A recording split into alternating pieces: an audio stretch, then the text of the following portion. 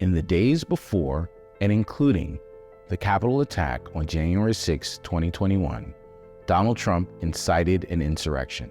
For the first time in American history, the peaceful transfer of presidential power was disrupted. My name is Daniel Patrick Hodges. I am a police officer with the Metropolitan Police Department of Washington, D.C. I was posted in front of the IRS building, seeing all the people in their Trump regalia and their flags and all that, but also the people in the tactical gear, the helmets, the load-bearing vests, backpacks, masks, just all this equipment that you really don't need to listen to a politician speak in a park. These people, they were equipped for battle. Hundreds of people have been charged with crimes related to January 6th, but Donald Trump, who's the reason there was an insurrection in the first place, has yet to face accountability.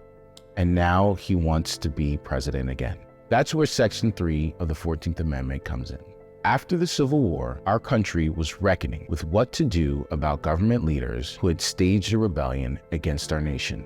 Our leaders then could never have predicted January 6th specifically, but they were worried about future insurrections. And they ratified a protective measure for our Constitution that's just as relevant now as it was then. They were there for Donald Trump.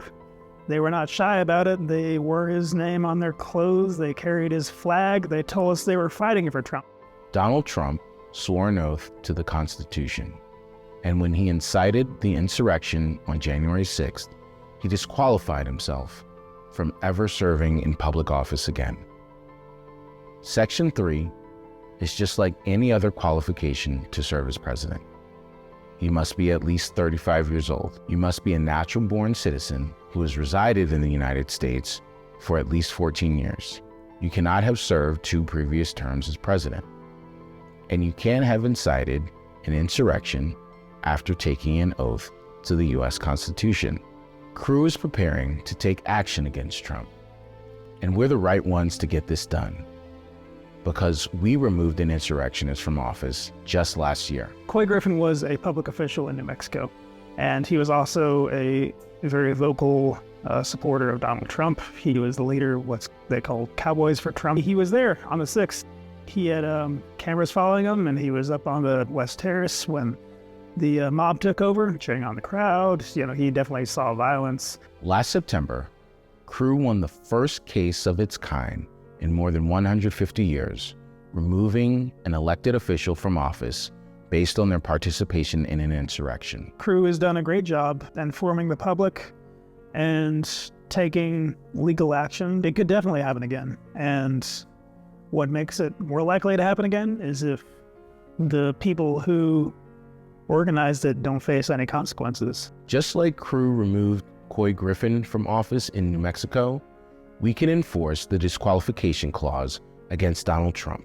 In many states, election officials, such as secretaries of state, can enforce the disqualification clause by removing disqualified insurrectionists, like Donald Trump, from the ballot. In addition, legal challenges can be brought in court in many states to remove insurrectionists like Trump.